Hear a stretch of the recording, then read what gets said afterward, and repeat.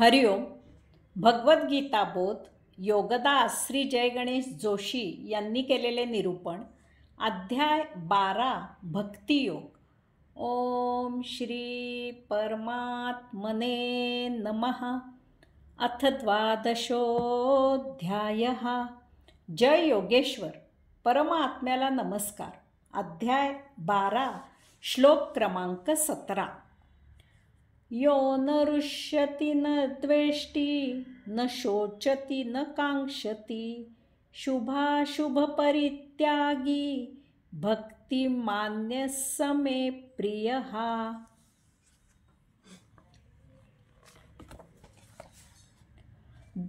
जो हर्ष करत नाही, द्वेष करत नाही, चिंता करत नाही, कसलीही कामना धरत नाही आणि शुभ अशुभ याचा त्याग करून त्याच्या अतीत झालेला आहे, असा भक्तीत रममाण झालेला भक्त मला प्रिय आहे. भक्त लक्षणे.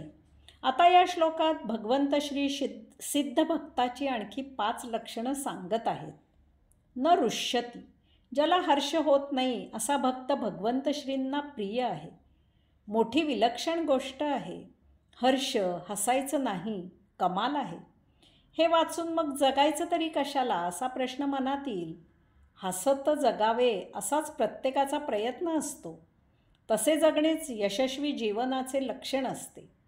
परंतु हर्ष म्हणजे काय ते पाहिले की भगवंत श्री असे जे सांगत आहेत त्यात तथ्य आहे हे लक्षात येईल. हर्ष हा निखळ निर्लेप आनंदातून निर्माण होत नाही. निखळ निर्लेप आनंद हा जीवन जगण्याचा हेतू असावा. परंतु हर्ष हा आसक्ती पूर्ततेतून निर्माण झालेला आनंद असतो. हर्ष असूयेपोटी झालेला असतो. आसक्ती असलेली गोष्ट मिळाली की हर्ष होतो. मत्सराचे शमन झाले की हर्ष होतो. मनुष्य ताणतणाव हलकं करण्यासाठी हर्षाचा आसरा सहारा घेतो. अशाने दुःख जरा हलकं झाल्यासारखं वाटतं. दुसऱ्याकडे नसलेली वस्तू आपल्याकडे असली आणि ती दुसऱ्याला दाखवली की हर्ष होतो. इतरांपेक्षा वेगळी जास्त किमतीची वस्तू आपल्याकडे असली आणि ती इतरांनी पाहिली की आपल्याला हर्ष होतो. या उलट आपल्याकडे नसलेली आपल्यापेक्षा वरचढ किमतीची वस्तू इतरांकडे असली की आपल्याला मत्सर होतो. कधी एकदा त्या वस्तू आपल्याकडे आणतो असे आपल्याला होते. त्या वस्तू आणून मत्सराचे शमन झाले की आपल्याला हर्ष होतो. आपल्याकडे जे आहे तेवढे किंवा त्यापेक्षा जास्त इतरांकडे नसले की आपल्याला हर्ष होतो. हर्षाने आपलं दुःख हलकं होतं. याचा दुसरा अर्थ असा आहे की हर्षामागे दुःख दडलेलं असतं. म्हणूनच हर्ष झाला की डोळ्यात दुःखाने रडल्यासारखे अश्रू येतात. आपण त्यांना आनंदाश्रू असे म्हणतो. रडल्याने डोळ्यातून अश्रू वाहून दुःख हलकं होतं, म्हणून दुःख झालं की रडायला येतं. याच कारणाने हर्ष झाला की दुःख बाहेर पडल्यामुळे डोळ्यात अश्रू येतात. याचा अर्थच असा आहे की हर्षामागे दुःख असते, ते हलकं होतं आणि म्हणून हर्षाने रडायला आल्यासारखे अश्रू वाहू लागतात. म्हणूनच हर्ष निर्लेप निर्मळ नसतो. हर्ष निर्लेप निर्मळ नसतो. जर हसण्यामागे निर्लेप निर्मळ आनंद असेल तर असा मनुष्य मुळातच आनंदी असेल. त्याला निराळे हसायची आवश्यकता नसेल. तो हसराच असेल. त्याचा चेहरा सदा हसरा आणि आनंदी असेल. ते निरागस हास्य असेल. दुःख विसरण्यासाठीचे ते हास्य नसेल. मत्सर शमन झाल्याचे ते हास्य नसेल. आसक्ती पूर्ततेचे ते हास्य नसेल. असा मनुष्य प्रसन्न हसेल, दिसेल आणि असेलही. आपल्याला वाटत असलेले सुख स्वतःच्या सुखापेक्षा दुसऱ्याच्या दुःखामुळे झालेले असते. दुसऱ्याच्या दुःखामध्ये कोणालाही कसलेही स्वारस्य नसते.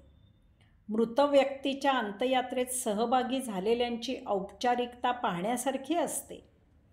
दुखवट्याला सांत्वन करायला आलेल्यांची बेफिकिरी लक्षात घेण्यासारखी असते.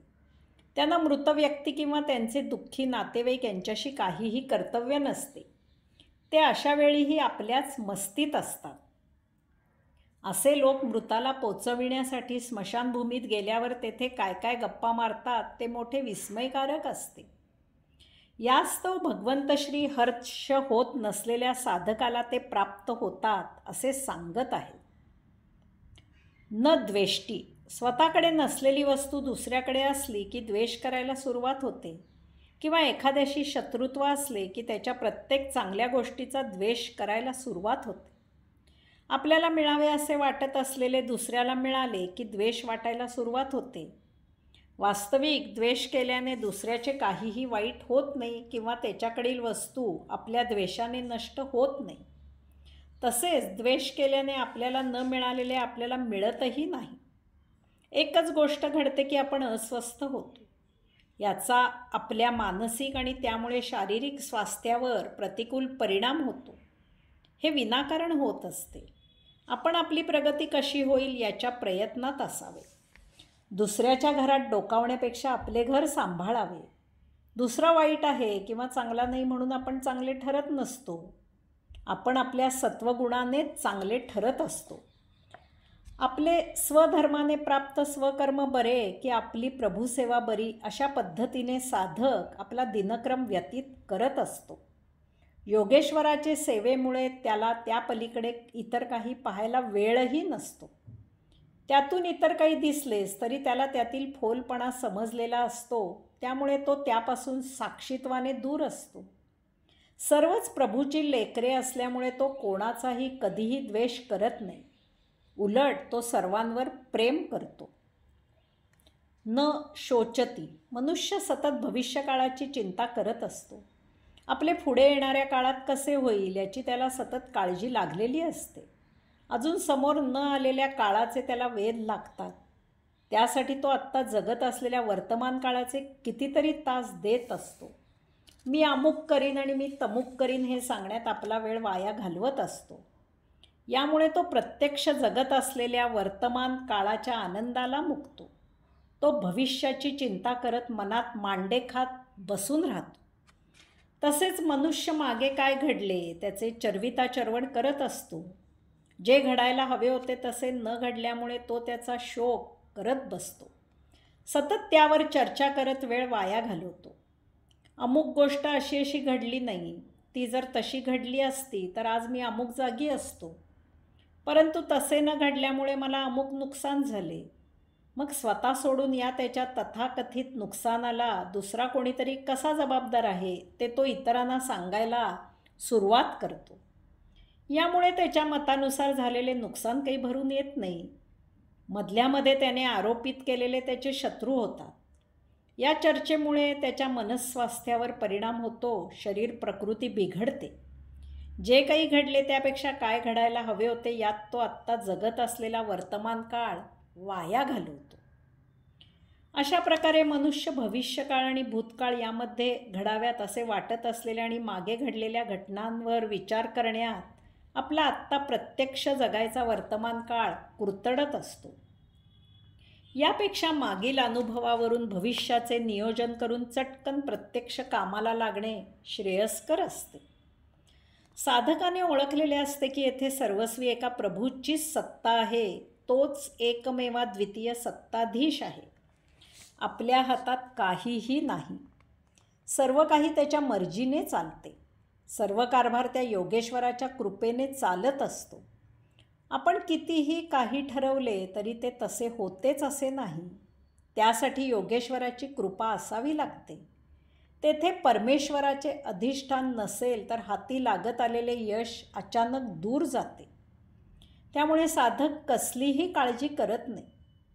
त्याने स्वधर्माने प्राप्त स्वकर्म करत सर्व काही योगेश्वरावर सोपवून दिलेले असते. त्याला कसलीही चिंता नसते. त्याला कसलाही शोक होत नाही. तो आपले योगेश्वर सेवेचे व्रत सतत चालू ठेवतो. योगेश्वर जसे ठेवेल, जे काही देईल त्या प्रसादाचा आस्वाद घेऊन त्याप्रमाणे त्यात मोठ्या आनंदाने राहतो. न कांक्षती. साधकाला कामना म्हणजे इच्छा नसतात. रोजचं जीवन जगण्याच्या गरजा म्हणजे काही कामना नव्हेत. जसजशी आर्थिक प्रगती होत जाते तसतशी माणसाची उपभोग घेण्याची प्रवृत्ती तयार होऊन ती दिवसेंदिवस वाढत जाते.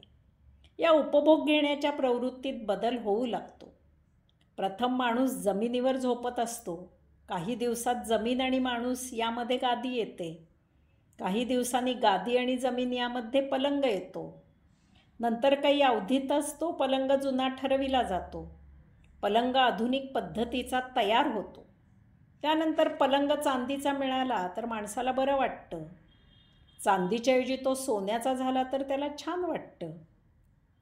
सोन्याच्या पलंगाला हिरे माणकं लावून नक्षीकाम झाले तर त्याला अत्युच्च समाधान मिळते. याला अंत राहत नाही. कामना वाढतच जातात. त्या माणसाच्या मृत्यूपर्यंत अपुऱ्याच राहतात. साधकाने अन्न, वस्त्र, निवारा याचा नेमका अर्थ जाणलेला असतो. शरीर प्रकृती उत्तम प्रकारे स्वस्थ राहून थोडेफार जिभेचेही समाधान होईल असे अन्न खाणे हाच अन्न याचा अर्थ आहे. सर्व दृष्टीने स्वतःचे संरक्षण होईल, दुसऱ्याला ओंगळ वाटणार नाही. स्वच्छ, दुर्गंधी न येणारे, व्यवस्थित असणारे कपडे हाच वस्त्र याचा अर्थ आहे. सर्व दृष्टीने स्वतःचे संरक्षण होईल असा निवारा असणे हाच निवारा याचा अर्थ आहे. योगेश्वर कृपेने जे मिळेल तेच गरजेपुरते मिळाले अशीच साधकाची समाधानी आणि आनंदी वृत्ती असते. शुभाशुभ परित्यागी. साधकाकडे शुभ अशुभ असे काही नसते. तो प्रत्येक कर्म हे भगवंत श्रींचेच कर्म आहे असे समजून करत असतो. त्यामुळे जे काही फळ मिळेल ते तो भगवंत श्रींना अर्पण करतो. कर्माच्या कर्तृत्वाचे श्रेय तो स्वतःकडे घेत नाही. कर्म भगवंत श्री करत असून तो केवळ निमित्त, एक माध्यम, साधन आहे अशीच त्याची वर्तणूक असते. ते अर्थातच पवित्र कर्म असते. साधक शुभ कर्मही करत नाही किंवा अशुभ कर्मही करत नाही. तो फक्त भगवंत श्रींचे कर्म करतो. त्यामुळे तो अकर्मा झालेला असतो. यामुळे साधकाला शुभाशुभ परित्यागी असे म्हटले आहे. श्री ज्ञानेश्वर माऊली म्हणतात, वोखटे काम गोमटे, हे काहीची तया नुमटे, रात्री दिवस न घटे, सूर्यासी जेवी. सूर्याजवळ जसा रात्र किंवा दिवस असा भेद नसतो, त्याप्रमाणे भक्ताजवळ वाईट किंवा चांगले, शुभ किंवा अशुभ असा भेद नसतो. भक्तिमान यस च मे प्रियः. भक्तिमान, भगवंत श्री ते भक्तिमान असे म्हणत आहेत. साधकाला एका भगवंताखेरीज अन्य विषयात रस नसतो. तो सतत भगवंत श्रींचेच भजन, पूजन, स्मरण, चिंतन करत असतो. सदा त्यातची रंगला अशी त्याची अवस्था झालेली असते. साधकाला एकदा का ती भक्ती प्राप्त झाली की त्याला कसल्याही इच्छा, वांछा, वासना राहत नाही. तो अनासक्त होतो. एखादी गोष्ट मिळाली म्हणून त्याला हर्ष होत नाही किंवा एखादी गोष्ट मिळाली नाही म्हणून त्याला शोक होत नाही. ठेविले अनंते तैसेची राहावे चित्ती, असू द्यावे समाधान, अशी त्याची वृत्ती असते. श्री ज्ञानेश्वर माऊली म्हणतात, ऐसा बोधूची केवळू, जो होऊनी असे निखळू, त्याहीवरी भजन शिळू माझ्या ठाई. अशा या भक्तिबोधाचा रस पिऊन भक्त ज्ञानरूप होतो आणि माझ्या भजनात सदा सर्वकाळ दंग राहतो. य स मे प्रियः. अशा प्रकारे भगवंत श्रींनी सिद्ध भक्ताची येथे 5 आणि आत्ता पावो तो 29 लक्षणं सांगितली आहेत. भगवंत श्री म्हणतात की असा भक्त मला अतिशय प्रिय आहे. हरिओम.